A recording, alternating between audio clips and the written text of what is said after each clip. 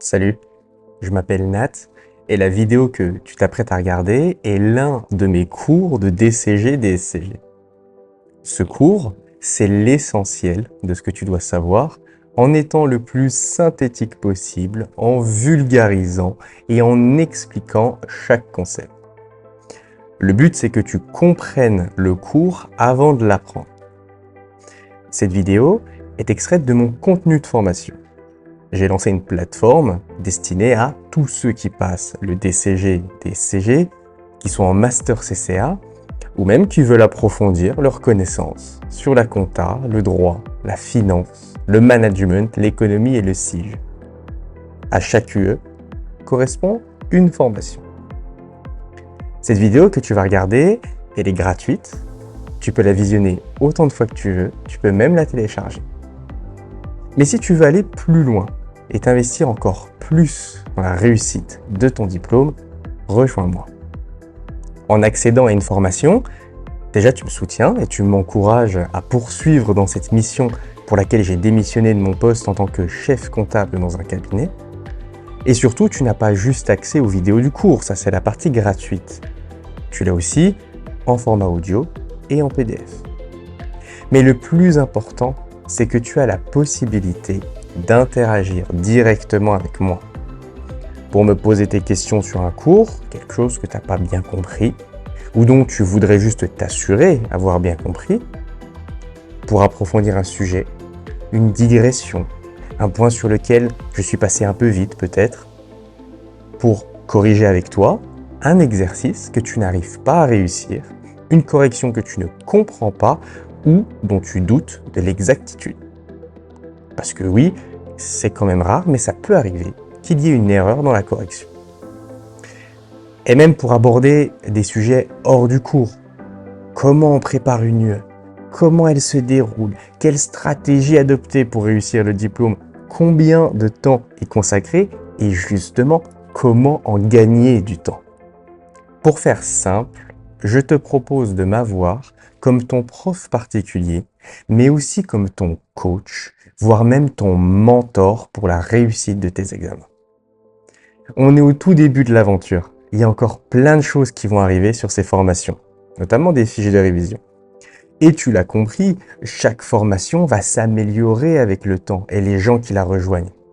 Parce que c'est ça la beauté du projet, te mettre à disposition un produit toujours plus complet avec lequel tu vas pouvoir interagir pour trouver la valeur dont toi tu as besoin pour acquérir le diplôme.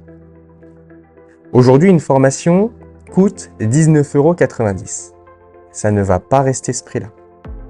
Au fur et à mesure des personnes inscrites, je vais augmenter progressivement le prix. C'est normal, plus il y a de personnes, plus le contenu s'améliore vite.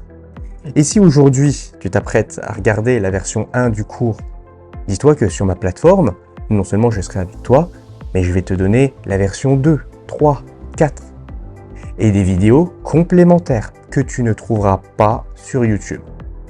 Va voir sur le site, il y a déjà plein d'yeux. Mais encore une fois, on n'est qu'au tout début et au meilleur prix que tu puisses avoir pour rentrer dans la formation. Et comme l'accès est à vie, peut-être que si tu prévois de passer d'autres yeux l'année prochaine ou dans les années à venir, il peut être intéressant pour toi d'acheter dès maintenant les formations à ces yeux avant que le prix n'augmente. La valeur de ma formation est d'interagir, de trouver les réponses à tes questions, les solutions à tes problèmes. Et ça, en illimité. Je ne te consacre pas juste 1 heure avant de passer au prochain élève. Tu as accès à moi en illimité. Alors si tu veux m'avoir comme ton prof particulier pour un prix imbattable, clique sur le premier lien en description pour qu'on réussisse ensemble ton DCG-DSCG. Et surtout, abonne-toi et active la cloche car d'autres cours vont arriver très bientôt. Et voici maintenant pour toi la vidéo.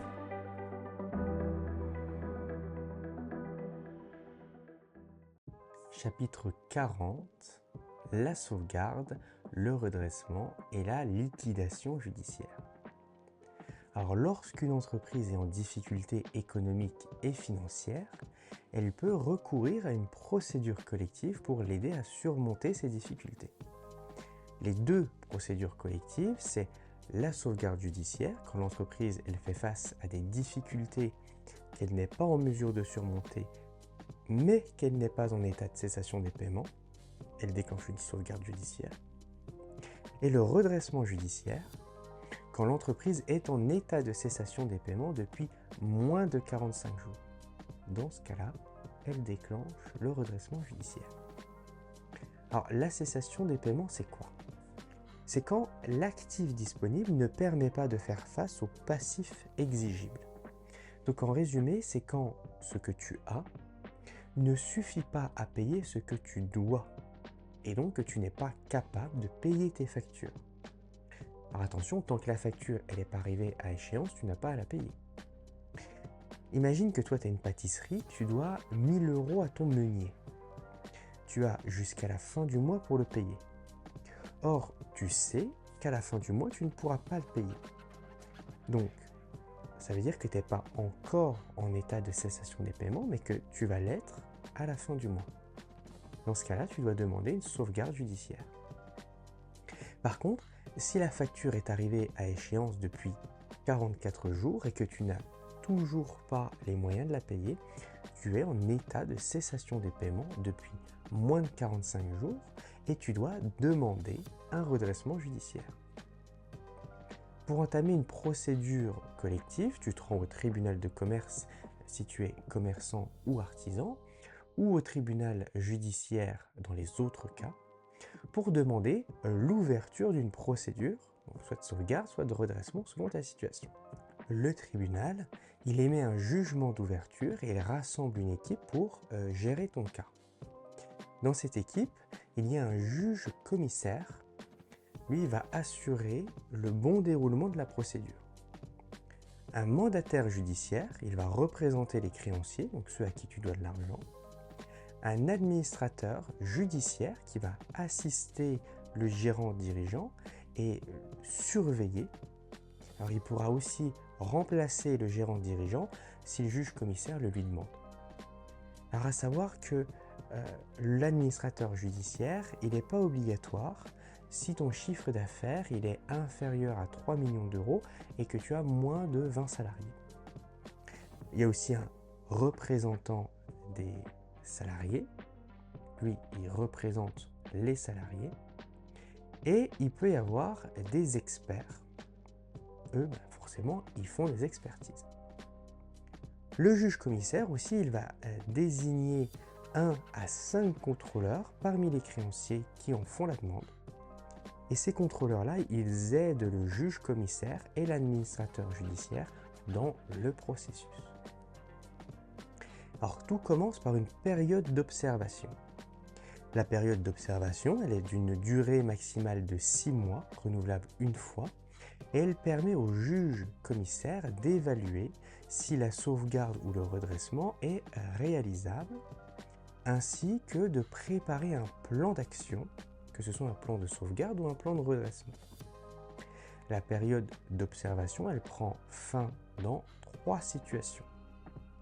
Soit le plan il est adopté et donc on va l'exécuter, soit le juge commissaire il conclut que la situation elle est tellement grave que la sauvegarde, que le redressement est impossible, soit, dans le meilleur des cas, tu n'as plus de difficulté. Et c'est toi en tant que dirigeant qui va élaborer le plan de sauvegarde ou de redressement, éventuellement avec l'assistance de l'administrateur judiciaire.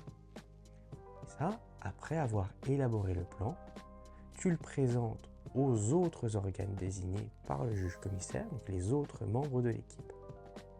Ces derniers, ils ont 30 jours pour l'approuver et le plan doit comporter les éléments suivants.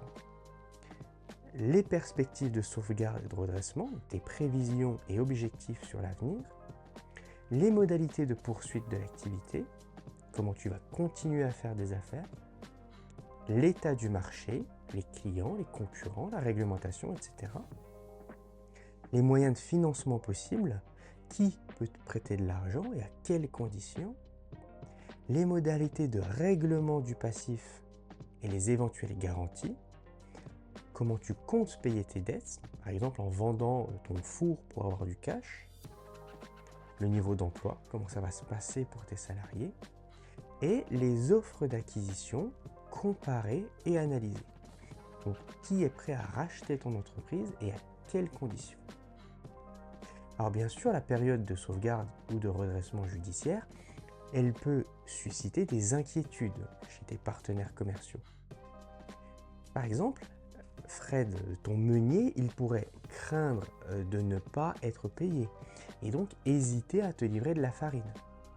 Eh bien, pour éviter ces situations, l'administrateur, il peut intervenir en exigeant l'exécution des contrats en cours.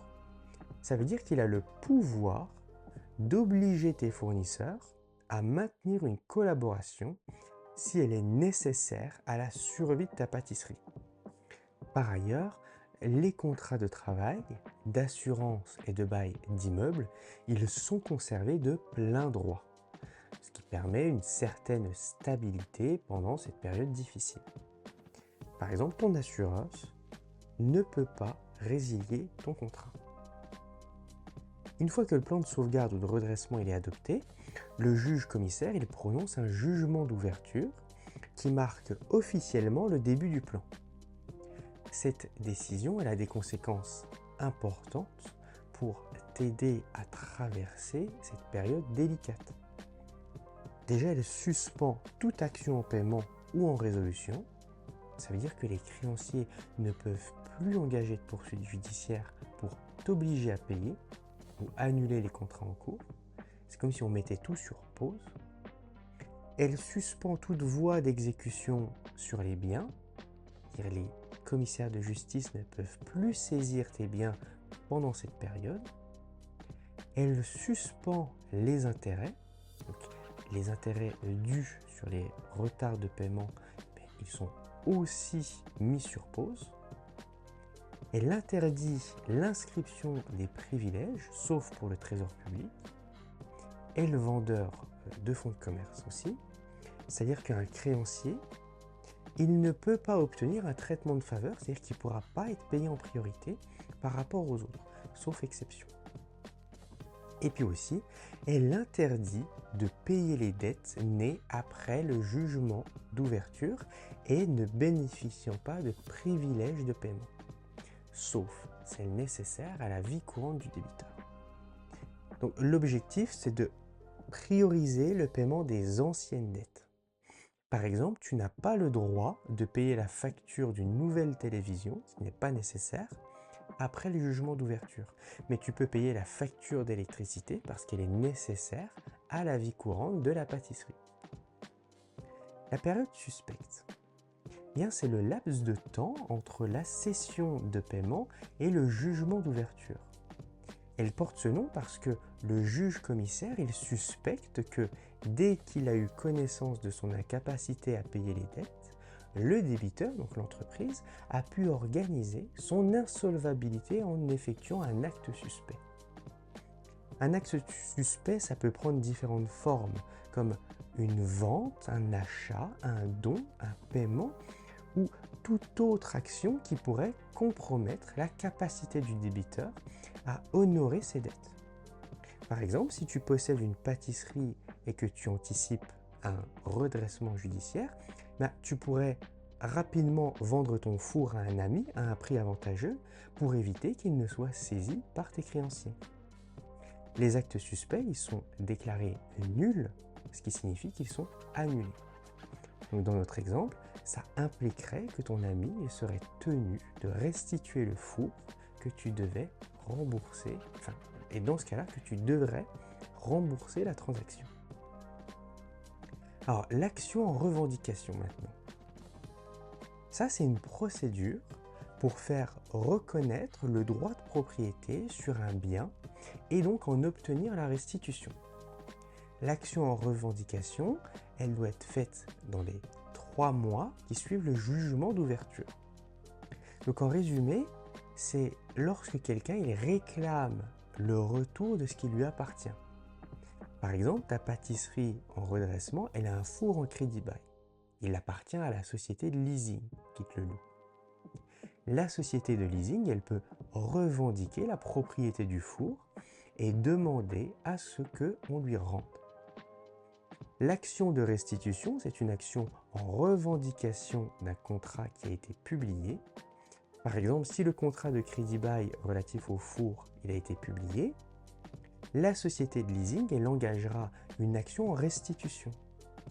Donc la différence, elle réside dans le fait que avec la publication du contrat, il devient facile pour la société de leasing de prouver qu'elle est bien propriétaire du four, ce qui va simplifier les démarches pour obtenir sa restitution.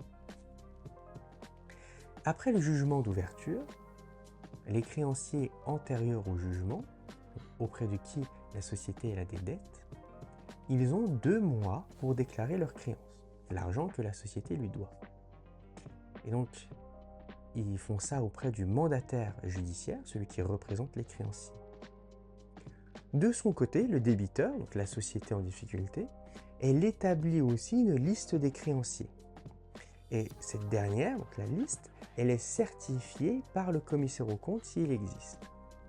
Et puis après, le mandataire, il va vérifier la liste et il va proposer pour chaque créancier l'admission du paiement, le rejet du paiement ou le renvoi devant la justice.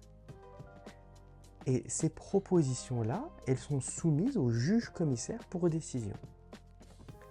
Si un créancier ne déclare pas sa créance, le mandataire et le juge commissaire ils vont juste se baser uniquement sur ce que le débiteur il a déclaré. Et en l'absence de déclaration par le débiteur, la créance elle est considérée comme inopposable. Ça signifie que le créancier ne peut pas être payé tant que la procédure elle est ouverte.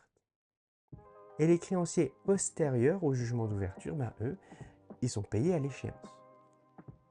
Donc pour résumer, suite au jugement d'ouverture, un créancier il a 2 mois pour informer le mandataire judiciaire de la dette du débiteur, donc de l'argent qu'on lui doit. Le débiteur, il établit de son côté une liste de tous les créanciers auxquels il doit de l'argent. S'il y a un commissaire aux comptes, il va certifier la liste du débiteur.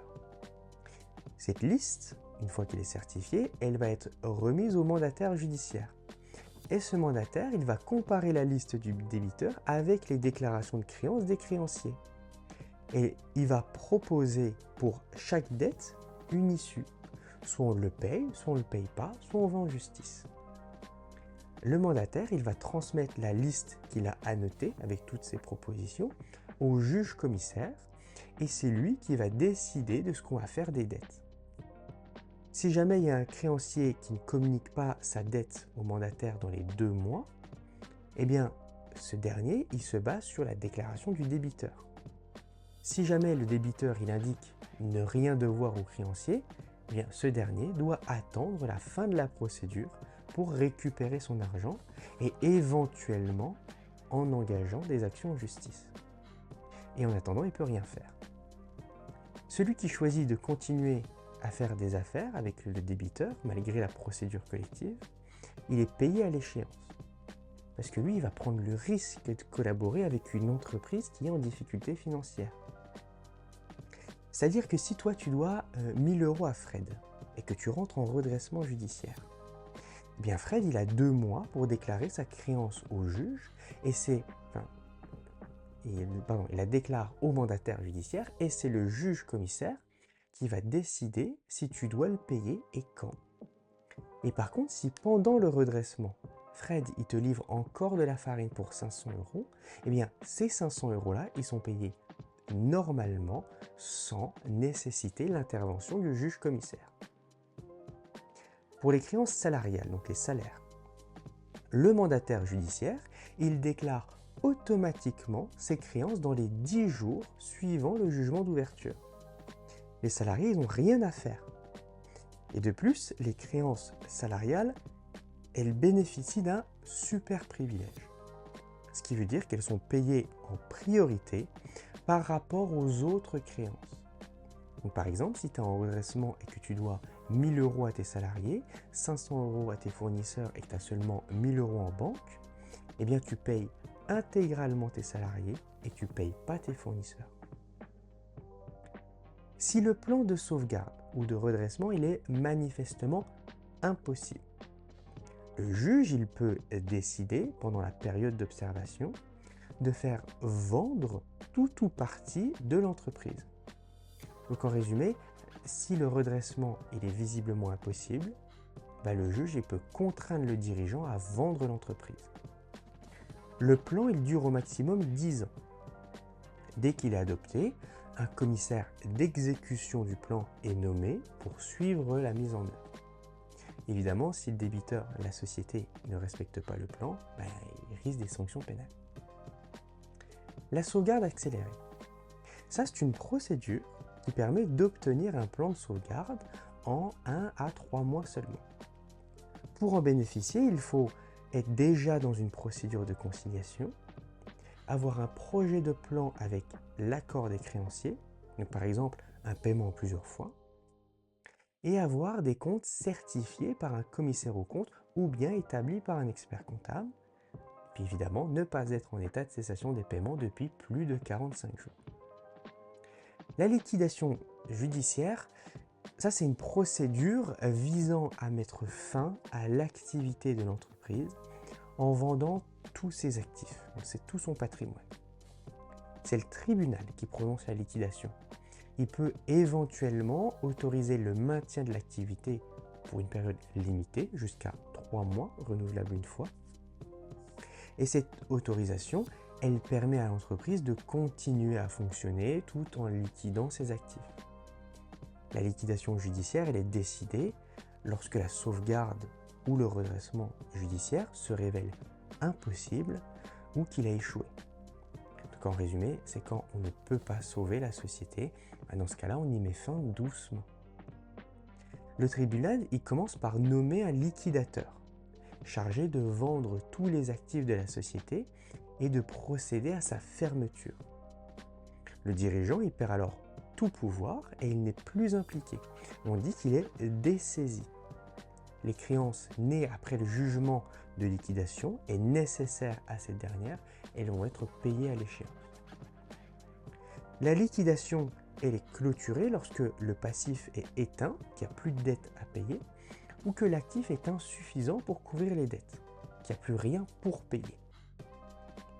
Une alternative, ça peut être la vente de l'entreprise à quelqu'un qui a l'ambition de la redresser.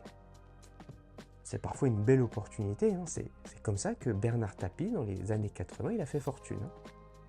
Il a racheté énormément de sociétés, il a racheté La Vie Claire, il a racheté Terraillon, Look, Wonder, Donay, plein de marques, plein d'entreprises qu'il a rachetées pour pas cher. Par exemple, il y en a, il les a rachetés pour 1 franc symbolique, et puis il les a redressés, il les a revendus pour 100 millions de francs, 470 millions de francs, 260 millions de francs, etc., etc. Donc ça peut être un business aussi, de racheter des entreprises en difficulté et d'essayer de les sauver. Mais certaines personnes, elles ne peuvent pas racheter une entreprise en liquidation. Ça, c'est pour éviter tout abus. Cette interdiction, elle va s'appliquer aux dirigeants de droit ou de fait, c'est-à-dire celui qui a la main sur la direction de l'entreprise, aux parents ou alliés au second degré du dirigeant, excluant ainsi toute implication familiale proche, et puis aussi les contrôleurs, afin d'éviter tout conflit d'intérêts. Cette mesure, elle vise à prévenir d'éventuels scénarios où une entreprise serait intentionnellement liquidée pour échapper à ses obligations, pour ensuite être rachetée à un coût symbolique. Par exemple, tu pourrais liquider ta pâtisserie pour pas avoir à payer 1 000 € à Fred, et puis après tu te rachètes ta boîte à 1 €. Ce serait trop facile. Lorsqu'une entreprise elle met fin à ses activités, les salariés ils se retrouvent inévitablement sans emploi. Ils sont licenciés pour motif économique. Pour assurer leur protection contre les impayés de salaire, la loi elle leur accorde un super privilège sur les 60 derniers jours de travail. Concrètement, ça leur assure que les salaires des 60 derniers jours sont réglés par la société en priorité, même avant les créanciers privilégiés. Si l'entreprise ne peut même pas payer les salaires, Eh bien, c'est l'AGS, l'Association de garantie des salaires, qui va intervenir pour prendre le relais et s'acquitter des sommes dues aux employés. Dans tous les cas, les salaires ils sont donc payés. La liquidation simplifiée, eh bien, elle est possible dans certaines situations. Effectivement, on peut faire une liquidation simplifiée, donc ce qui offre une procédure accélérée d'une durée d'1 an. Éventuellement, on peut l'étendre à 3 mois supplémentaires. Mais pour ça, il faut 3 conditions. Déjà, il ne faut pas qu'il y ait de biens immobiliers, il faut moins de 5 salariés et il faut un chiffre d'affaires de moins de 750 000 euros. Lorsque ces 3 critères sont réunis, le liquidateur il procède à la vente de tous les actifs de l'entreprise en l'espace de 4 mois. Et il ne vérifie que les créances salariales et les créances jugées utiles. Puis en cas de contestation, un créancier va disposer d'un délai d'1 mois pour aller contester la décision du juge. Le rétablissement professionnel maintenant, eh bien, c'est le fait d'effacer les dettes d'une personne physique, comme un entrepreneur individuel, une EIRL ou un micro-entrepreneur, afin de lui permettre de repartir de zéro. Pour solliciter cette mesure, l'entrepreneur en difficulté, il adresse sa demande au tribunal, ce qui déclenche une procédure d'une durée de 4 mois, au cours de laquelle il est toujours en activité. L'entrepreneur il reste donc aux commandes de son entreprise. Alors attention, les poursuites individuelles, elles ne sont pas suspendues et les créanciers conservent leur droit de poursuivre le gérant à titre personnel. Mais il y a 6 conditions qui doivent être respectées pour bénéficier du rétablissement professionnel. Il faut être en état de cessation des paiements, il faut que le redressement judiciaire soit manifestement impossible, il faut ne pas avoir de salariés dans les 6 derniers mois, avoir un patrimoine inférieur à 15 000 euros, ne pas avoir de contentieux au prud'homme et ne pas avoir été en liquidation judiciaire au cours des 5 dernières années.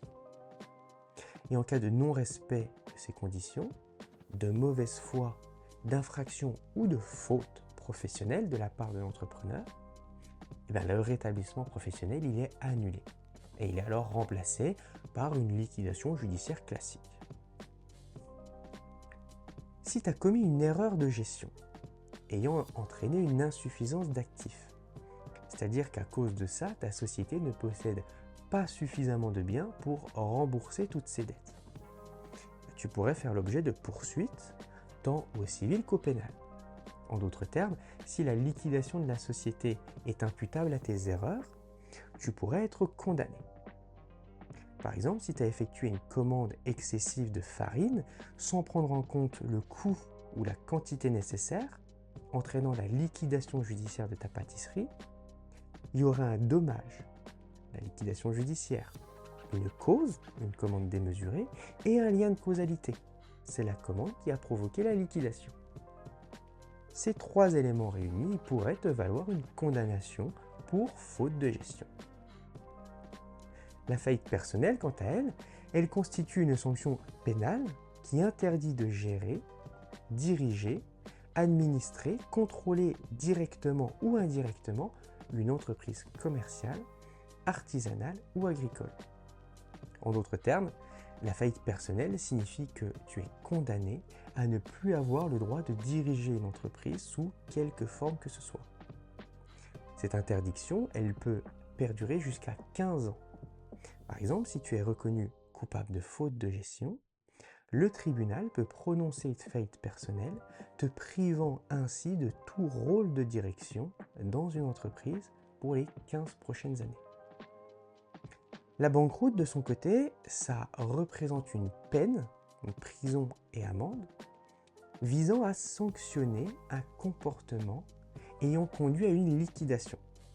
Donc il s'agit davantage d'un statut que d'une peine en tant que telle. Par exemple, tu peux être condamné à 1 an de prison au titre de banqueroute. La banqueroute, ça s'applique pour sanctionner des comportements tels que tenter d'éviter ou de retarder la liquidation ou le redressement, par exemple en dissimulant l'état de cessation des paiements, détourner ou dissimuler des biens de la société, comme cacher l'équipement de ta pâtisserie chez toi pour le préserver de la vente par le liquidateur, frauduleusement augmenter les dettes de la société, par exemple en passant des commandes excessives pour aggraver la situation financière, ou alors manipuler la comptabilité, voire ne pas tenir de comptabilité, ou par exemple en émettant de fausses factures. Merci d'avoir regardé ce cours. J'espère qu'il t'a été utile et qu'il t'aide dans la préparation de ton examen. Pour aller plus loin et t'investir encore plus dans la réussite de ton diplôme, ma formation est disponible au meilleur prix. Alors rejoins-moi pour qu'on réussisse ensemble ton DCG DSCG.